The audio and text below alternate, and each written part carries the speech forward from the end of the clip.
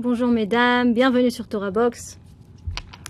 Nous nous trouvons dans la période du Homer entre Pessah et Shavuot. Sheva Shavuot, 7 semaines, 49 jours entre Pessah et Shavuot. 49 jours durant lesquels nous nous devons de réparer, de raffiner nos traits de caractère, de travailler sur une mida qui est la mida de la Ahavat Israël, Kavod Lazulat, le respect de l'autre. D'accord? Cet enseignement qui nous a été appris malheureusement par la perte de 24 000 élèves de Rabbi Akiva, qui ont quitté ce monde parce qu'ils ne se respectaient pas suffisamment les uns les autres. Pourquoi Behemet?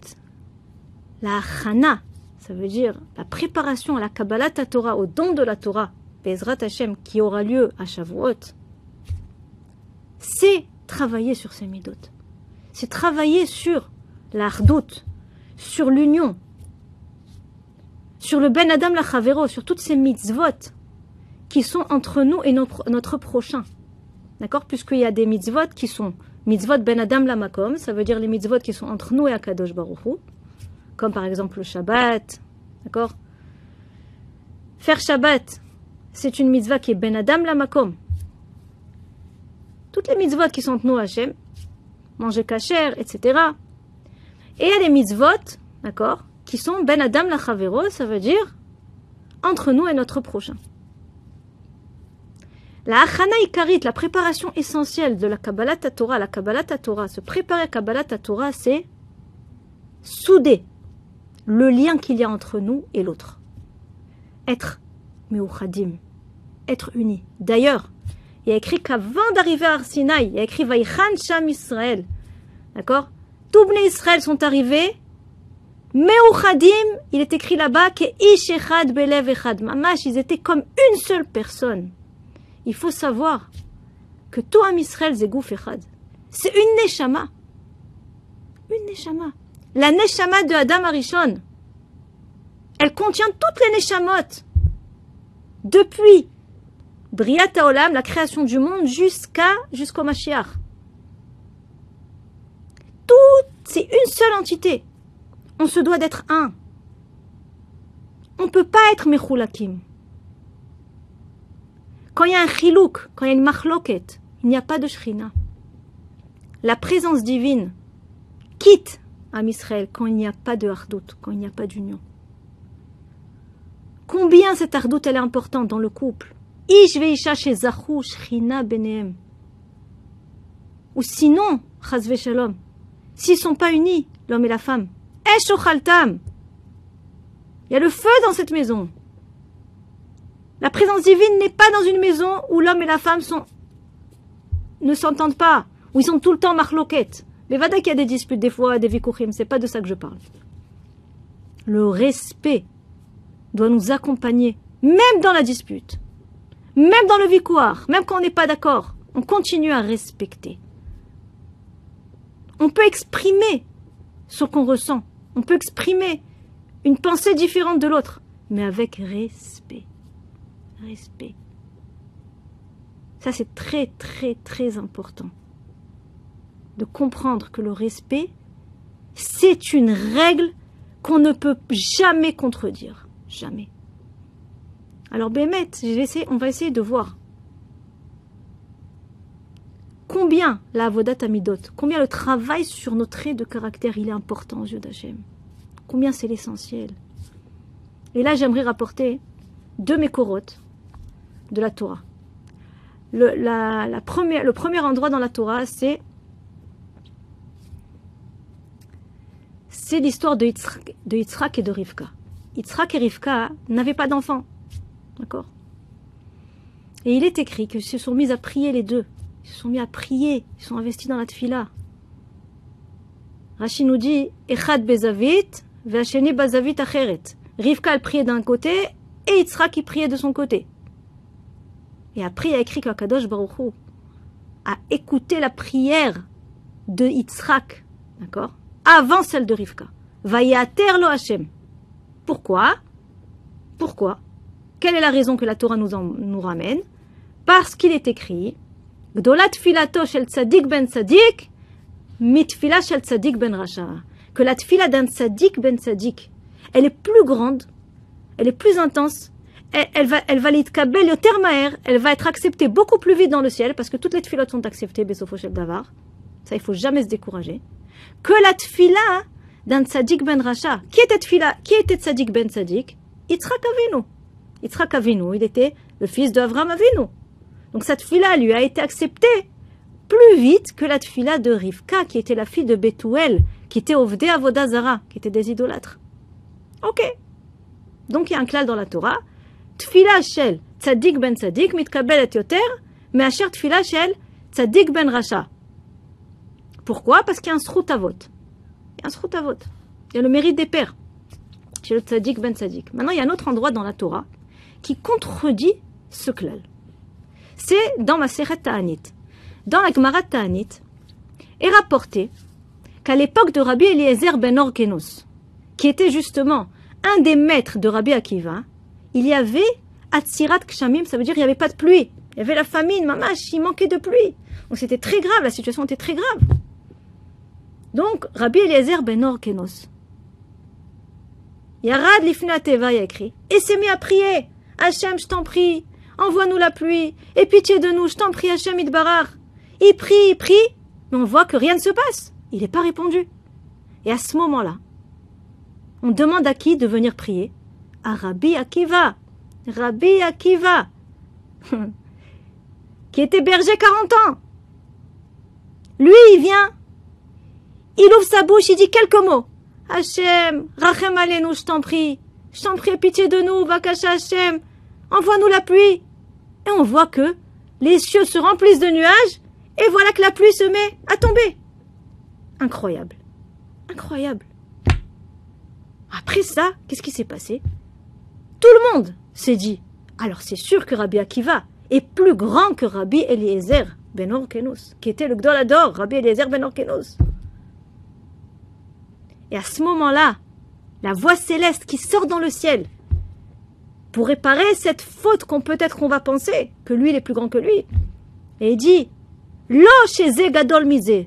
Ne croyez pas que Rabbi Akiva est plus grand que Rabbi Eliezer. Aval, qu'est-ce qu'elle nous dit la voix céleste? Zema avir al medotav, vezenoma avir al medotav. Je traduis. Ne croyez pas que Rabbi Akiva est plus grand que Rabbi Eliezer. Rabbi Eliezer, il est écrit sur lui qu'il déracinait des arbres juste en disant des mots. Il déracinait des arbres tellement qu'il était kadosh, tellement qu'il était saint. Alors pourquoi Hachem Bémet, il a écouté la tfila de Rabbi Akiva, puisqu'il a réussi à faire tomber la pluie? Il dit parce que Rabbi Akiva, il est ma'avir al midotav. Rabbi Akiva, il a une mida incroyable, qui est la mida, qui est le trait de caractère de pardonner, de ne pas garder rancune, que même quand on le vexe, on lui parle mal, etc., Rabbi Akiva, il est ma'avir al midotav, il laisse passer. Il ne retient pas. Alors, il y a une chéla qui se pose quand même. Est-ce que ça veut dire que Rabbi Eliezer, lui, il n'est pas ma'avir al midotav, avec toute sa grandeur dans la Torah? Alors à quoi elle sert cette grandeur dans la Torah s'il n'a pas de midot? Est-ce que ça veut dire que Rabbi Eliezer, lui, il n'est pas ma'avir al midotav? Il nous dit non. Alors la réponse qui arrive. Bevada, il est évident que Rabbi Eliezer était ma'avir al midotav aussi. Oui, Bevadaï, c'est évident. Mais Rabbi Akiva, comme il était fils de converti, il était ben shel, il s'est Zaya ben shel Yosef Ager, Rabbi Akiva. Rabbi Akiva, il n'est pas né dans une maison de midot. Non. Rabbi Akiva, il a dû faire un travail sur ses midot, de Messirut Nefesh, incroyable. C'était très dur. Il fallait qu'il mette beaucoup d'énergie dans ce travail de midot, et beaucoup de marshava, et beaucoup de tfila, et qui pleure, et qui demande à Kadosh Baruch Hu de l'aide, pour arriver à construire de bonnes midot. Parce que dans sa maison où il est né, c'était pas la maison de Rabbi Eliezer ben Orkenos. Et c'est ça la réponse. C'est pour ça qu'il a été répandu dans cette fila. Parce que le Gaon mi Vilna, le gras, il nous dit, Tachlit briat adam et tikkun hamidot. L'objectif de la création de l'homme. Si l'homme il est venu dans ce monde, c'est pour qu'il s'améliore dans ses traits de caractère. C'est pour qu'il répare ses mauvaises midot. C'est pour qu'il brûle son orgueil. C'est pour qu'il brûle sa kin'a, sa ta'ava. Sa kin'a, ça veut dire sa jalousie. Qu'il travaille sur sa émouna, sur sa façon de parler. Tout cela, le travail des midot, c'est l'essentiel. Ad kedekach, nous dit Rabbi Chaim Vital, qu'on ne pourra jamais mériter la présence divine sans travailler sur ses midot. Une maison où il n'y a pas de shvirat hamidot, une maison où on ne travaille pas sur son orgueil, sur son kaas, ça veut dire sur sa colère. La colère, elle vient de l'orgueil. Sur ses mauvaises midot. C'est une maison où il n'y aura pas la présence divine. Comme ça nous dit Rabbi Chaim Vital. Derech eretz kadma la Torah. Les midot, elles viennent avant la Torah. Pour accepter la Torah, pour les kayem et ta Torah, il faut de bonnes midot. D'ailleurs, le limud à Torah ne suffit pas pour réparer ses midot. Ça, il faut le savoir. Des fois, on croit, voilà, on étudie la Torah toute la journée, ça suffit pour... Ça va nous aider. Bien sûr que ça va nous aider. Chazve shalom. Il y a écrit que quelqu'un qui n'étudie pas la Torah, il n'a aucune force contre le Yetzer Hara. C'est sûr. Mais, il faut un grand ratson. Il faut étudier la Torah avec une intention de vouloir s'améliorer. Si j'étudie la Torah pour étudier la Torah, un homme qui étudie la Torah juste pour l'étudier, la Torah, comme une science, ça ne lui changera pas ses midot. Ça, il faut le savoir. C'est le Gaon Mivilna qui nous le dit également. Il nous dit la Torah, le limud à Torah, l'étude de la Torah, elle ressemble à de la pluie. Qu'est-ce qu'elle fait, la pluie? La pluie, elle va faire pousser ce qui existe dans la terre. C'est-à-dire, si dans la terre, c'est une bonne terre, si la terre, c'est une terre fertile avec des vitamines, alors cette terre, elle va faire pousser de belles plantes. Mais si dans la terre, d'accord, j'ai pas du bon dans la terre, cette terre, c'est une terre qui est pourrie, c'est une mauvaise terre, qu'est-ce qui va pousser de cette terre? Des épines. La même chose, le limud à Torah. Le limud à Torah, il nous dit le Gaon Mivilna, il vient faire pousser ce qu'il y a à l'intérieur de l'homme. Si dans son intérieur, il a de bonnes midot, alors ça va faire pousser ces bonnes midot. Mais si, chazve shalom, il a des mauvaises midot, cette personne a de mauvaises midot, le limud à Torah, il va faire pousser ces mauvaises midot. Alors qu'est-ce qu'il faut faire? Il faut avoir envie d'améliorer ces midot. Il faut étudier la Torah dans l'intention de se réparer, de s'améliorer. Be'ezrat Hashem.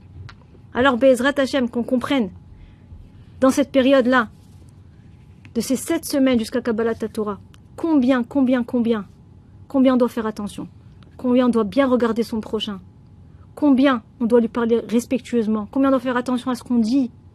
Et sachez que la plus grande zgoula, pour réparer sa façon de parler, c'est d'étudier 2 halachot par jour du Chafetz Chaim. Prendre le livre, les Tzor Leshantra du Chafetz Chaim. D'accord?